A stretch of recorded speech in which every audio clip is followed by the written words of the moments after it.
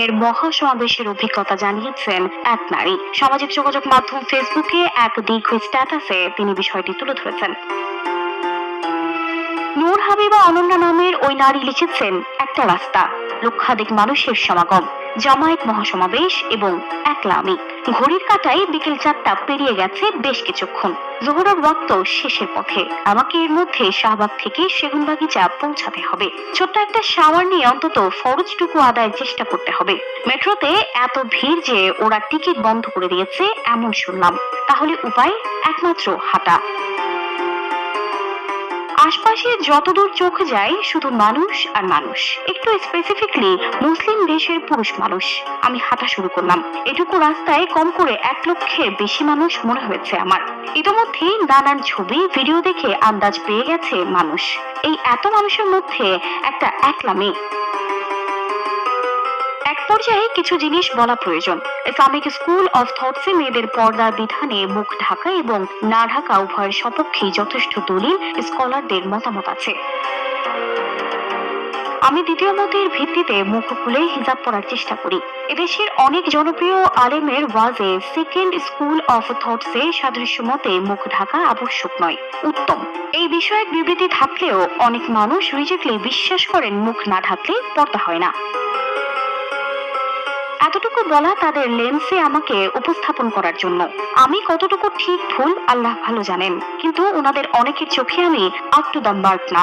আমি বলছি ওই non up to the mark perceive করা একটা মেয়ের সাথে ওনাদের আচরণ নিয়ে। আমি লক্ষাধিক মানুষের মধ্যে হন্তদন্ত হয়ে হাঁটছি।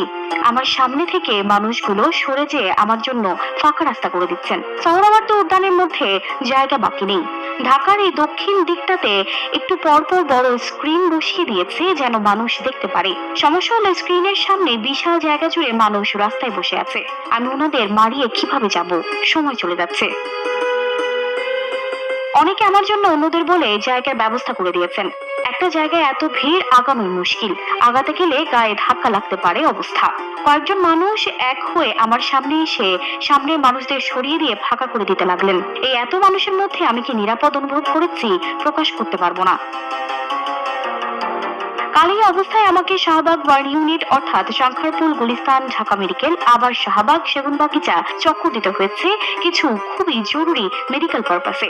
রাস্তায় কয়েকবার শুনেছি, এই আপুকে জায়গা দাও, আপুকে জায়গা দাও। এই বাক্যের মধ্যে যে কতখানি শ্রদ্ধা, ভ্রাতৃত্ব, রেসপন্সিবিলিটি আছে। ইসলামিক এরাতে মেয়েরা কত সম্মানিত ছিলেন এই ইতিহাস পড়া আমার পছন্দের বিষয়ের অন্যতম। আমি সবসময় এক্সিস্ট অনুভব করতে চেয়েছি।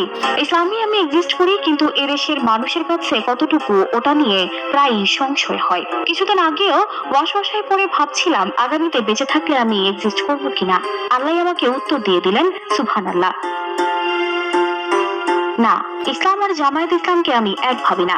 জামায়াত নিয়ে আমার অবস্থান নিউট্রাল। তাদের অনেক কিছুর সমালোচনাও করেছি ইতিপূর্বে, কিন্তু কালকের অভিজ্ঞতা আমাকে এতটুকু বুঝিয়েছে আমার দেখা ওই মানুষগুলো ভদ্র।